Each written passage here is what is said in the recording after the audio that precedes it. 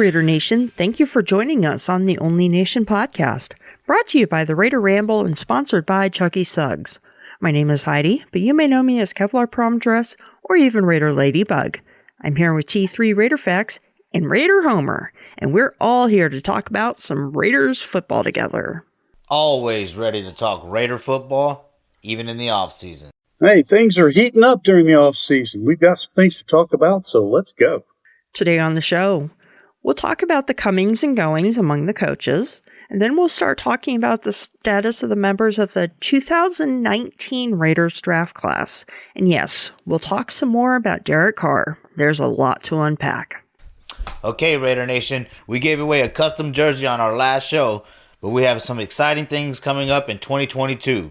Here's how you can get in touch with us throughout the offseason. Give us a call on the Only Nation Podcast voicemail line at 904-701-8667. That's 904-701-8667. You can also check us out on the web at onlynationpod.com. Here's the latest Raider news.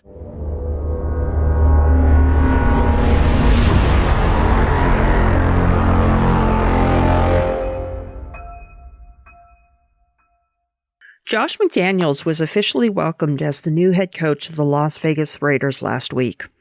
In his 21 years of coaching experience, McDaniels has spent 13 years as the Patriots' offensive coordinator across 2 stints with the team.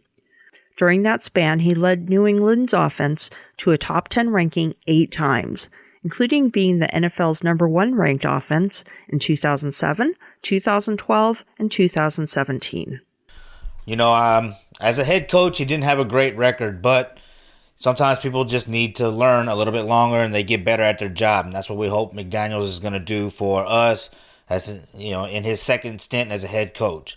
Now, the fact that he has had a couple of number 1 offensive units in the league makes me excited to have him come to the Raiders, especially if we re-sign Derek Carr. You know, Derek Carr is quick to pick up offenses. We've all seen it. He's consistently done it. It doesn't matter what offense you throw at him, he picks it up.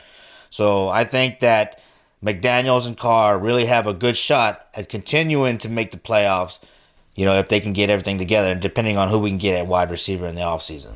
All right, now I'm going to circle around. This may confuse you a little bit, but hopefully you'll be able to understand the direction this is going. Years and years ago, when Amy Trask was asked by Al Davis who to pick for coach between Bill Belichick and John Gruden, Amy tried to suggest that he should go the Bill Belichick route, and he decided to go with Gruden instead. Now, Josh McDaniels, having studied under Belichick, who is more of a defensive mind over the last few years, has assembled a good offensive team. So I'm hoping that as McDaniels has matured over the years, he's been able to observe what Belichick's done on both the offensive and defensive sides of the ball. And we're going to be able to get the best of both worlds. So we're going to be able to get the benefit of all of Belichick's experience, but we're going to get that translated over to a new mind who has worked directly with the last 3 number 1 ranked offenses with the Patriots in 2007, 2012, and 2017. 2 of those years, of course, they ended up going to the Super Bowl, all 3 actually, and won one of those. So I'm looking forward to seeing what Josh McDaniels can put together. I'm a lot more excited about the hire now than I initially was. I was a little skeptical of it at first, but I think he and Dave Ziegler can do great things working with each other. Yeah, I'm starting to warm up to the hire. He was the one name I didn't want us to hire. But, you know, looking back, it was over a decade ago that he was the Broncos coach, and he really didn't have a lot to work with. And a lot of things can change in those 10 years. He can mature, he can learn a lot, and he's learned under the best. So I'm warming up to the hire, and I'm looking forward to see what he can do. I don't think there's many guys that can do much with Kyle Orton. I'll just say that right there. Well, you know, one thing that I'm excited about is, like you said, he learned under Belichick. With that, you know, game management is going to be coming into effect. Hopefully he's really good at this time, or really good at managing the game now.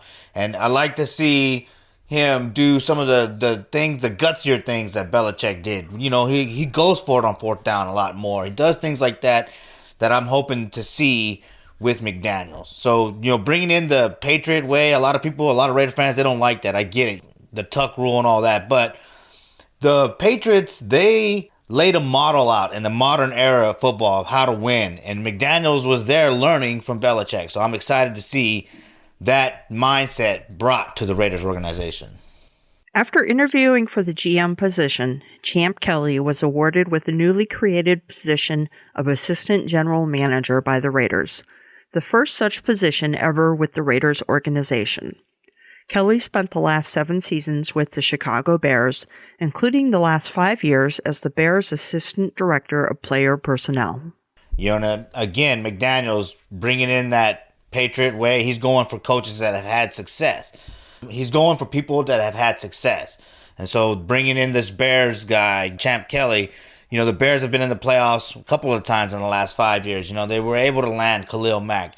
So hopefully this kind of stuff, helps this team build this roster the same way that Gruden and Mayock were building, because they were building for the future. And I think that they would have had a really good roster. So right now, these guys got to step right in with the experience of building, rosters and really keep our roster together and get it back to the playoffs. I got to hand it to 2 people here. Number one, I have to hand it to Champ Kelly himself, who, as I've followed over the last few years, has really risen through the ranks. He was assistant general manager with the Bears, actually with assistant director of player personnel, and did a lot of great things with them and did a lot with scouting and bringing on the scouting department there. And he really blew away his interview. He came in, and I'm really surprised, kind of, that he didn't get the general manager position. When I heard the results of some of the interviews and how Mark Davis was blown away by quite a few of the candidates, I would not have been surprised to see him get it. Now, having said that, I got to give some credit to Mark Davis for creating a position of assistant general manager, which is something the Raiders had never had before. I don't think that Champ Kelly is going to be with the Raiders too very long, and I think the reason why is because he's going to become a GM somewhere within the NFL. I think this just shows that Mark Davis saw the value of having Champ Kelly come in and be an understudy and cut his eye teeth and eventually become a general manager within the NFL, but knowing that he would have gotten his start with the Raiders. So kudos to Champ Kelly for all the things he's done in terms of development and for blowing his interview away. And kudos to Mark Davis for realizing that and stepping up and creating a position for Champ so that he can do great things for the Raiders for as long as we have it. Yeah, it's kind of nice to see that the Raiders are trying to put the best people in, and they recognize that there's somebody who's really, really good and really, really valuable, and we've got to find a place for them. So there seems to be a new leaf for the Raiders, and it's good to see them expanding and being open to new ways of winning. So in that respect, I'm excited to see what he can bring to the team. Patrick Graham has accepted the job as the new defensive coordinator of the Raiders.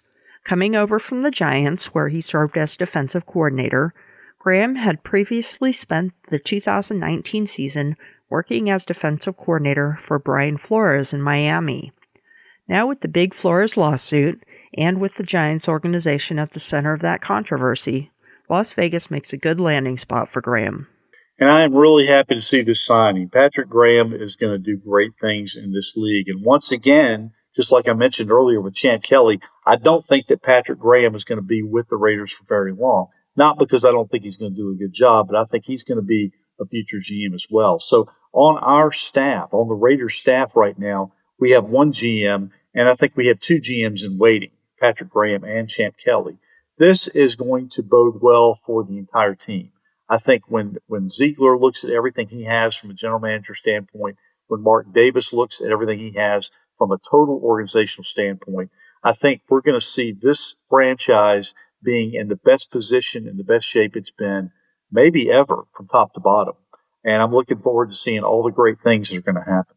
I'm excited about this signing because when asked if he's a 4-3 or a 3-4 or a 3-3-5 or a 4-2-5, he said yes. Patrick Graham did. Now, a lot of times, like when we had Littleton come over, he came over from a 3-4, but we were running the 4-3, so he didn't succeed. Seems like we're trying to fit players in that aren't great fits just because they did well the year before. So I like the idea of a defensive coordinator coming in with the flexibility, if he's coming in with the flexibility with the different formations, bases, then he can probably coach these guys up. He can coach these guys up, quickly because he understands all the defenses, and he knows what's common in them. So I'm excited to hear that, because when you can play 3-4 or 4-3, then you can make adjustments depending on what the situation is, who you're playing and things like that. And or maybe they come in and he says, you know what, we do have a good little list of linebackers here. Maybe we'll go with the 3-4 here. I'm excited to see what exactly happens with the Raiders this year, because we did have a decent roster last year.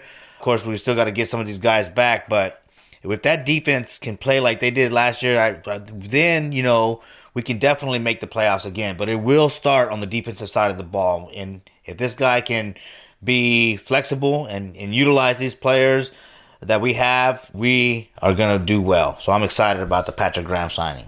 T3, I'm just curious, why would Graham be GM instead of a head coach? Oh, well, good point, but I think he's going more that direction. That's what I see. He could become a head coach, but we'll see. Like I said, it's looking at the different trends. You could be right. I could see him becoming a head coach either way, or GM. So maybe I misspoke. Let me back off that and say he probably could become a head coach. Okay. I was just curious because I'm not that familiar with him. I do know that he's a great hire, but I wasn't sure where the GM thing would have come in. No, and you're right. I mean, that may be jumping the gun a little bit. He probably would have to at least get to a head coaching position before a GM. But I know that GM is something that when you come into the NFL, sometimes you have more of a general manager track. Sometimes you have more of a head coaching track. But again, we shall wait and see how things transpire and where he really starts to work. And we'll see which track he starts to go on. But again, I will give you that. He probably has, if you looked at it right now, a better chance of becoming a head coach right off. Okay. Good to know. Hey, I learned something from you almost every single episode, T3, so I have no problem asking a question and doing a little bit of crosstalk. Sometimes I outthink myself. It's all good. I do that a lot. All right, for discussion, for the first topic of conversation, let's talk about Ziegler and McDaniels. Some people are saying now that the Raiders are going the Patriot way. What do we think? Is that what's happening here, or are the Raiders simply evolving? And I think that is actually exactly what's happening here. I think Mark Davis recognizes that the Patriots are one of the most winning organizations in the last 2 decades. And he sees that they have developed a map, a floor plan, if you would say, of how to create championships. And I think that Mark Davis is embracing the Patriot way. Forget the Tuck rule. Forget, Raider fans hating Tom Brady, along with a lot of other NFL fans. And I think Mark Davis really wants to win. And if that means embracing the Patriot way, he's willing to do it. Now, I'm going to borrow from something that Homer has said on this show more than one occasion, and Homer has borrowed it from other people as well. And that term is iron sharpens iron. Now, when I look at all that Bill Belichick has done in terms of developing the Patriots, the players, the organization, top to bottom, he has really helped to sharpen that organization. And now we're borrowing that. So when I talk about iron sharpening iron, I'm going to talk about the Patriots organization indirectly and directly affecting this Raiders organization by bringing them into the new millennium. I think for a long time, even after Al Davis passed, the Raiders were slow to kind of make it into the new millennium, and for a variety of reasons. And this is a very proud organization that has done things the Raider way. And when people started to comment on the Patriot way, I know that made a lot of people bristle within Raider Nation. But again, the evolution of the NFL has come slowly for some teams and quickly for others. I think the ones that made those transitions quickly, you saw that they were able to go from non-playoff teams to playoff teams in a hurry. Now, the Patriots have been able to not only make it to the playoffs, but to sustain that playoff success year after year after year. Tom Brady has been there a long time. I get it. But there are other quarterbacks that you could have plugged in there from a longevity standpoint who could have done just as well. I would argue with anyone, if you took someone like Matthew Stafford or Russell Wilson or anybody else and put him under the Bill Belichick system, you would have the same amount of success that Tom Brady had. Now, I can't argue that point, but again, I can argue that point. So, long story short, I think that the Ziegler-McDaniels hire is good simply from the standpoint of the fact that the Raiders are evolving. They are transitioning. And even though we know that when the Raiders are better, the NFL is good and it benefits. But in this regard, I think the Raiders now start to look like every other team, which can kind of lull some teams into a false sense of security and have them lose sight of the Raiders, which is exactly what we would love, because we can come in and just smoke them and they're not even looking for it. So the more we can look like other organizations, we can succeed, and people can kind of turn a blind eye to it until we look at the bottom line success. And when people see the Raiders successful, the league benefits. Yeah, I remember the Tuck rule, and it sucked seeing the Patriots win for 20 years. But if we can do that for the next 20 years, win like they did, be half as successful, I'm fine with that. I mean, it's rough, right, to say the Patriot way. You want to say the Raider way. But again, Tom, you were talking about some of the things that Al Davis wasn't able to do, which was catch up into the new millennium, and you remember him signing Javon Walker, right? He signed a lot of people like that. Randy Moss. I know that the Patriots ended up signing Randy Moss, but he wasn't happy in Oakland. He was happy with New England. So that should tell you something right there, is what they were doing is going to benefit our team overall. And yes, this is stepping into the new millennium because they did lay the template out on how to win in today's NFL. So, you got to let go of your hatred for the Patriots and for Tom Brady, because that's over. You know what I mean? That's over. And we won for so long back in the 70s and 80s. We got to do whatever it takes to get back to that standard. And if it means borrowing from the most successful organization in the league now, then that's what we should do.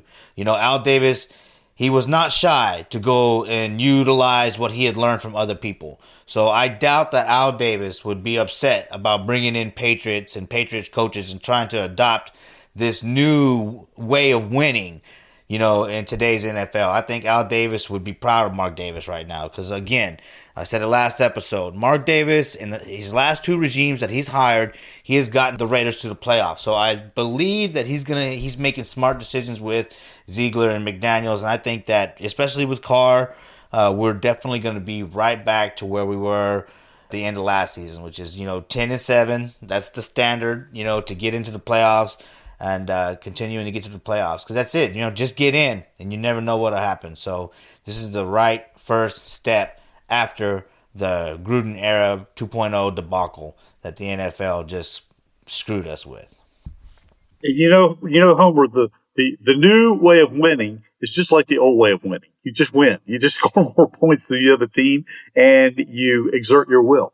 And however you can do that, that's what you do. Yeah, but you remember, like I said, it goes back to like personnel decisions. You know what I mean? Yeah, getting on the field and just winning is what you're supposed to do. You're supposed to get on there and play and win the game. But you need those players to be on the field. The Patriots weren't making bonehead decisions like we were making. You know what I mean? And so Ziegler, he learned from that organization. McDaniels learned from that organization, and I think that that's going to be a great thing for the Raiders. But yeah, you got to get on the field and just win, baby, for sure. All right, tapping into the question of one of our listeners, Soren, let's look at the 2021 defensive side of the ball. Who stays and who goes? So we are talking about the addition of our new defensive coordinator, and now we're talking about the defensive side of the ball as far as players, and this was a big concern of mine.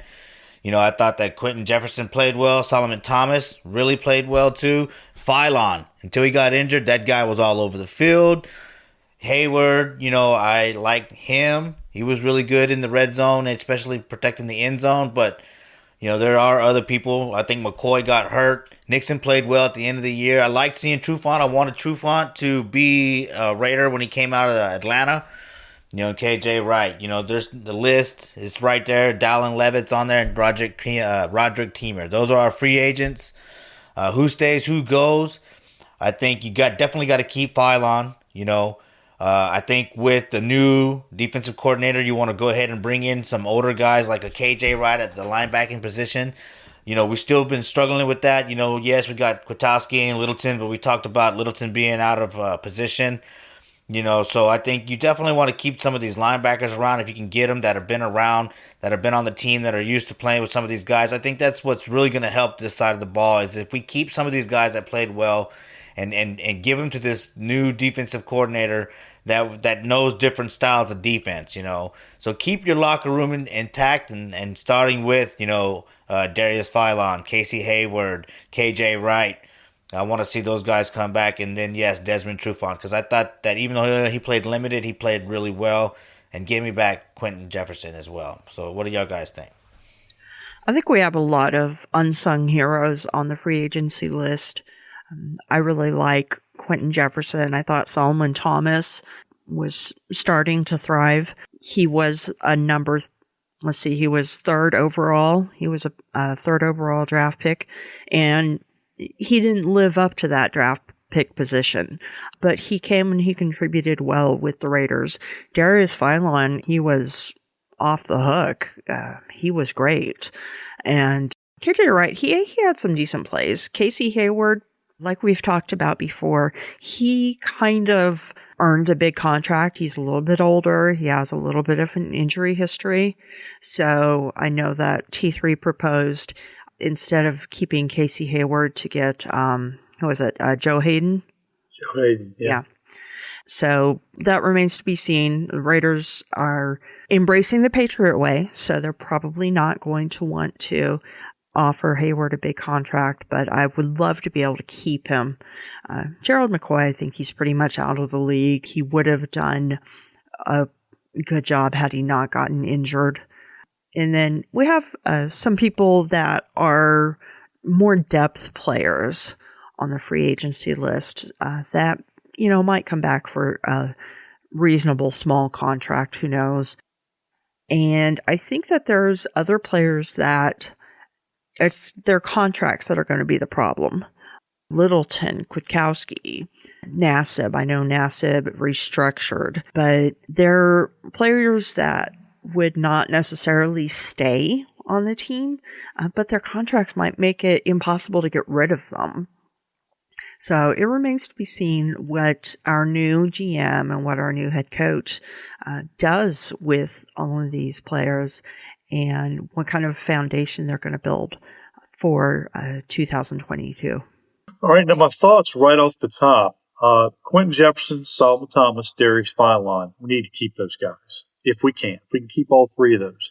In addition to that, you got Hankins. Now, I love Hankins, but Hankins is getting older, and I'm not sure how many more good years he's got left. He had some injury problems last year. And, of course, you've got Cleve Earl as well. Now, Cleve played well at points this past year, but again, will he come in and will he be willing to do what the new defensive coordinator is going to ask of him? That remains to be seen. If he doesn't, then the Raiders may need to see if they can ship him off and see what they can get in return. It may be a third-round pick. I'm not sure. That might be high. But we'll just have to wait and see. I think he has a role on this team if he's willing to do what needs to be done. That could end up making him some bigger money down the line. He's not going to have his fifth-year option picked up, but he could still make some good money down the line. Now, when we look at the linebackers, I don't like our linebacking core. I'll be honest with you, except for Perryman. If I could find a way to be able to conveniently unload Kwiatkowski and Littleton's contracts, I would do both, and I'd bring in somebody else to replace them. Now, we may not be able to, and maybe I'm selling Corey Littleton short because of what's happened in the system the last couple of years. Kwiatkowski's been too injured. I just don't think he's been able to do it. Carl Nassib is another contract that I think that if the Raiders could unload that, they'd be in a good shape to do that with some of the new players they have. Casey Hayward, I don't think is coming back. I think he's going to have too high of a payday. KJ Wright and Roderick Teamer, those were Gus Bradley guys. I don't think they're going to be coming back to the team for that very reason. I think they're going to see where Gus Bradley hooks up and see if they can go along with him. Gerald McCoy, Heidi, you're right. I think he has injured himself to the point where he's not going to be able to be productive anymore in the league. Trufant is a bit player. I think he's going to add on somewhere late with the team. Keyshawn Nixon, I think, has an opportunity to make a squad other than the Raiders, maybe either on practice squad or roster, but I'm not sure with all the other depth that we have and potential new players coming in that there's room for him on the team. Dallin Levitt, again, you're looking at a special teams ace and somebody who, when he's come in on the field, I think in 2021 played much better than he did in 2020. But again, unless you're looking at somebody who can be just a dependable special teamer and an occasional fill-in guy, I'm not sure he's got a place on the team either. So lots of moving parts here as we discussed it at the beginning before our league year even starts. All right, next up, the Derek Carr conversation. What needs to happen and how soon does it need to happen? I think that Josh McDaniels plans on keeping him. So I think that there is going to have to be some type of an extension for him to sign. I know that the Raiders don't consider it a priority right now. Right now, they're wanting to fill in their coaching staff. I don't know how thrilled Carr is with that. I know that he and his agent were probably a little bit more interested in talking about his contract than the Raiders are. So we'll see, if that ends up being a problem during contract negotiations. But I don't see the Raiders getting rid of him. If they do, they can't even complete a trade right now. They can't complete a trade until the new league year. So that can be put off. But, teams can definitely negotiate it and come to agreement on terms. But I think that he does need to be signed to somewhat of an extension and that Josh McDaniels is going to keep him. Whether that's the right thing to do, I don't know, but I think that's what's going to happen. I think it's the right thing to do. Now, when all that stuff happened with Gruden, I felt bad for Derek Carr, and I was thinking, man, let this guy go. He's suffered through enough with the Raiders, But with that being said, you really do need a guy like Derek Carr when you've already making yet another head coaching change. Derek Carr has not only been the face of the franchise, but the glue of the franchise as well. So I think you just go ahead and give him a 2 to 3 year contract, because if McDaniels does well, I believe that Mark Davis is going to want to keep him around. That's what Mark Davis wants. He wants a coach that's going to be around for a long time. I think he would have kept JDR, but then Gruden, all that happened, so he had to go with Gruden. But, so if your mindset, if I'm Mark Davis and my mindset is Josh McDaniels does well, I'm going to keep him around, then go ahead and keep Derek Carr around. That way you can start to do what we've talked about on this podcast in the past, which is go ahead and draft a quarterback. You sign Derek to an extension, maybe draft a quarterback within the next 2 years, let him sit under Carr. You know that eventually Carr's, after the next 3 to 4 years, Carr's going to be done in the NFL anyways. So you might as well bring in one of the best players that you've had on this franchise in the last 10 years. Keep him here. Bring in a new quarterback. Have him learn under that, Derek, and then see what happens. But at this point, he's taken us to the playoffs. He's the quarterback that's led us to the playoffs, the last 2 times. So you just, at this point, keep him around. Unless you are going to get a first-round pick for him, but you're not going to get a lot of trade value for Derek Carr. He's 31, yada, yada, yada. He hasn't really proven that he can, take a team to the playoffs all by himself. We know that that's the con of it all, But again, with the additions that they're making at the defensive coordinating position, the head coach and the GM moves, you think that they're going to build that team that Derek Carr needs to win. So go ahead and finish out Derek Carr's career with the Raiders and let him help the team transition into this hopefully permanent new coaching situation. Now, if I was making the decision, and again, this is not my team, it's not my money, I'm not in any position to make a deal. But if it were me, I would go ahead and extend Derek Carr through the 2024 season. That's 3 years. Now, that would allow him to earn the money that he should be making anyway.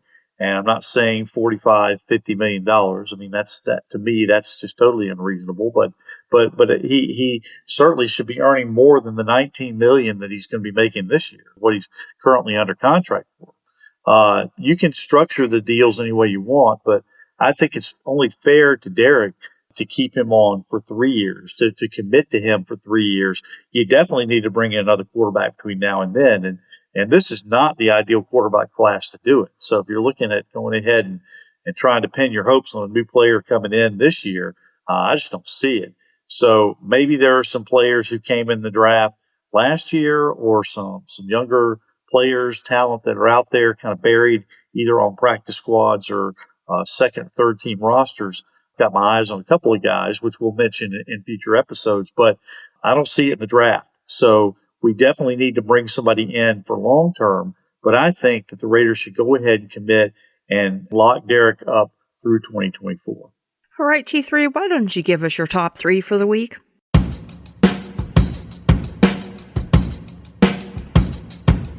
T3's top 3. All right, here is this week's top 3, and it's going to be very Patriot-centric, so here you go. You'll see where I'm going. Number 1, cornerback J.C. Jackson of the New England Patriots. Now, Jackson played second fiddle to Stephon Gilmore in New England, but he still handled his share of tough man coverage assignments in Bill Belichick's defense. He's been one of the position's best playmakers in that role, and he rarely squanders an interception opportunity. Now, with Ziegler and McDaniels coming over from New England, well, we'll just wait and see. Number 2, Rob Gronkowski. Now, even at the tail end of a potential future Hall of Fame career, Gronk is a pass game weapon who could add value as a run blocker. Now that Brady is done, would he consider coming to Vegas on a 1-year deal, giving the Raiders potentially the best 3 tight end set in the league? It's certainly interesting.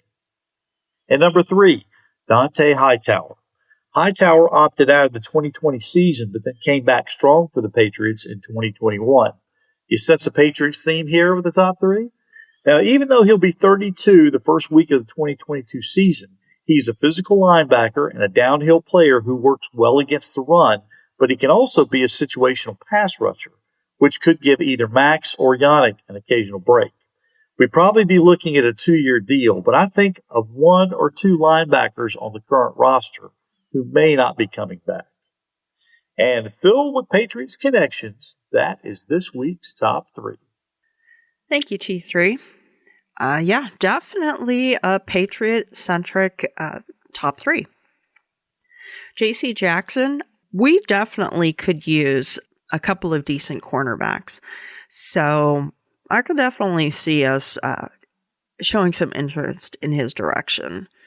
Rob Gronkowski, he's just always injured. There's just, for what we would have to pay him and for him missing half the games, I don't see that happening. I think he's too far on the tail end of his career for him to really be that useful. I mean, I could be wrong, but, and he is one of the greatest, if not the greatest tight ends of all time, but I just don't see that happening. I think he's too fragile now. And Dante Hightower is definitely an interesting a topic, and I wouldn't mind seeing him in a Raiders uniform. He is a little bit older, but I think he's someone that the Raiders could definitely utilize. So I would be okay with that one. I could see them doing this with the J.C. Jackson. I could see them going after some of their guys. But hopefully there are some guys that have played under our new defensive coordinator that they would go after them first, Or, like I said earlier, keep the guys that are on the roster now. Like, instead of going for Hightower, keep Perryman. You know what I mean? I'd like to see Perryman re-signed. Again, Rob Gronkowski, though, I know he did a lot for the Patriots and the Bucs, but I like Foster Moreau. I think you can coach that guy up, especially when it comes to blocking. And then, of course, we got Waller, the baller, so I'd pass on Rob Gronkowski. But I could see them doing a J.C. Jackson, although I want them to go the ex-Giant defenders route first before they go try to suck up any of New England's players, but they'll probably go after a lot of New England players. And then hopefully we just go ahead and re-sign Perryman. Oh, I hope so too. Perryman definitely needs to come back on this team. He's one of the pillars from the 2021 team that we need to keep in place. All right, give us a call at 904-701-8667. Leave a voicemail or text message at that number, or send in a message via social media, and we'll share your thoughts. And why don't you tell us what's up with Raider Roots this week, T3? All right, we're going to have a lot of fun this week. This week is going to be a summary of Super Bowl 18 with the big Raiders' victory over Washington. And sprinkled in there a few fun facts you probably didn't know. It was a good episode. I completed it yesterday, and I really enjoyed reliving. That's my first huge Raiders game that I remember, and that I was just sucked to the TV watching. So I really enjoyed it. Just as a teaser, there's an interesting story involving Marcus Allen going to the stadium. Now, I actually had heard that story before, probably from you. All right, why don't we find out what Homer does or doesn't know?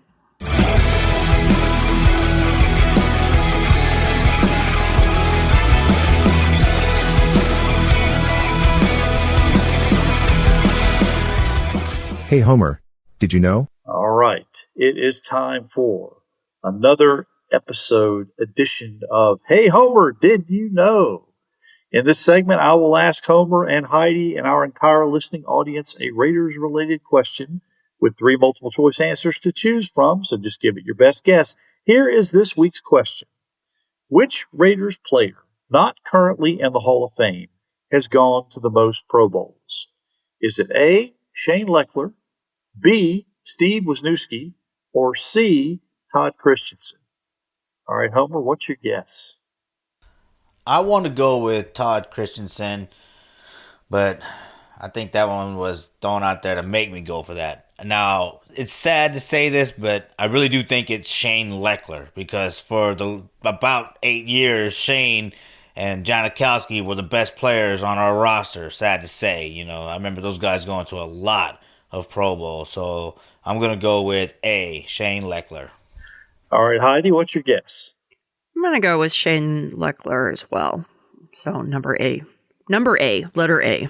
Letter A. Well, Shane Leckler has been to quite a few Pro Bowls, but the person who has had the most Pro Bowls, who is not currently in the Hall of Fame, with a total of 8, is Steve Wisniewski, who came on with the Raiders in 1989.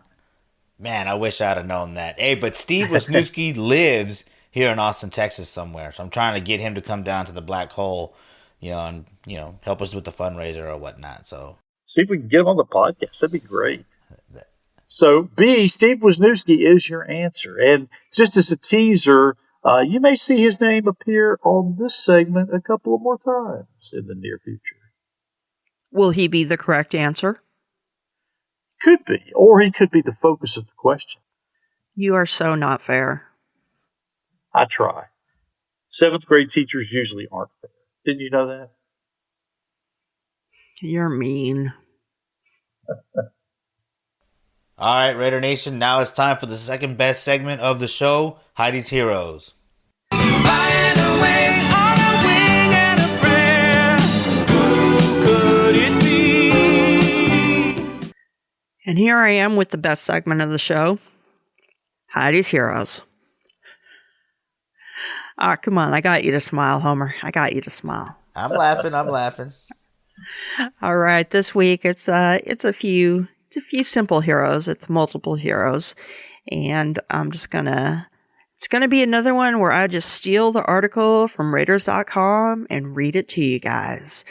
But the heroes are Rod Woodson, Jason Witten, and Raiders president Dan Ventrelli. This week, they're not just a sports team, they are a resident. The Raiders and the NFL collaborate with Clark County Parks for a restoration project at the Wetlands Park. The NFL is not only celebrating the 2022 Pro Bowl in Las Vegas this week, but is also working to assist the environment of the local community during their week here. On Wednesday, the league and the Las Vegas Raiders partnered with Verizon and Clark County Parks to plant 1,200 native plants and trees at Wetlands Park alongside community volunteers and local students. The restoration project is part of an effort to improve air quality, reduce the urban heat island effect, reduce fuels for wildfire, and create a wildlife and pollinator habitat. It will also aim to help improve the quality of the water in Lake Mead, which is the main water source for residents in the Las Vegas Valley. The quality of the water in the lake is more vital than ever, considering the current shortage, officials say.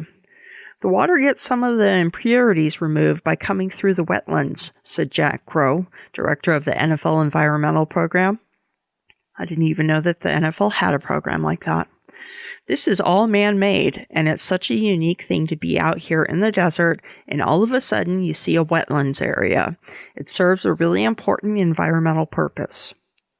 Clark County Commission Chairman Jim Gibson, who previously served as mayor of Henderson, Nevada for 8 years before transitioning over to his current role, said he's been pleased to see how much the Raiders have embraced their new home in Nevada and how the city has responded back to them. This is all about working to improve and sustain this environment and the culture and the fabric of our community, Gibson said. The Raiders have fit in so nicely. They really are a resident. They're not a visitor. They're not just a sports team. They are a resident. They are our neighbor here in this community. The Silver and Black were represented by former Raiders Rod Woodson and Jason Witten, as well as President Dan Ventrelli. The three wanted to volunteer on the project with the goal of not only benefiting Las Vegas residents, but the surplus of 340 species of birds, 70 species of wildlife, and 60 species of pollinators that Wetlands Park is home to. We're excited to have people from the NFL, people from other teams, other communities, to learn and understand how special this community is and the relationship between the team and the community, and be a part of that and see it firsthand, Ventrelli said.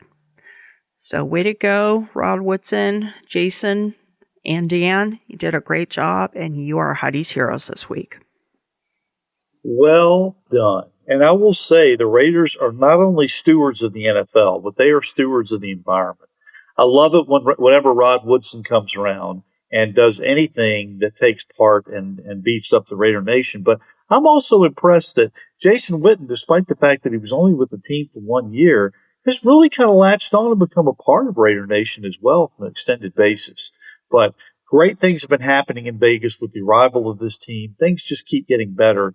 And I love all these stories that talk about the impact that the Raiders organization has had on the community and now just on the environment at large.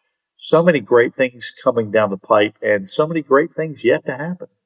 You know, we've talked about this a lot. The Raiders always being involved in the community. That's what they do. That's what a lot of the fan base does as well. That's what we do at the Black Hole chapter here in Austin, Texas. So I always appreciate hearing these songs. And yeah, Woodson, who is it? Woodson and who? Witten. Jason Witten. Yeah. So to see Woodson and Witten work together to do things for the environment is it's cool. It's cool to see that the Raiders and the Raider players feel this kind of connection to the team and to each other and to the community. So I'm excited to be a part of this franchise and this fan base. And we're going to do our fundraiser, the shameless plug here, the Texas Pit Crew fundraiser. So, hey, if you're willing to help us out, just give us find us on social media. You can find me on Instagram, Facebook, and Twitter. Just search Raider Homer, and you can help us out with the Texas Pit Crew. All in the name of the Raiders, doing what the Raiders do, helping our community, helping the environment, helping animals. That's what we do as the Raider Nation. So it's always great to hear these types of stories coming from the Raiders organization.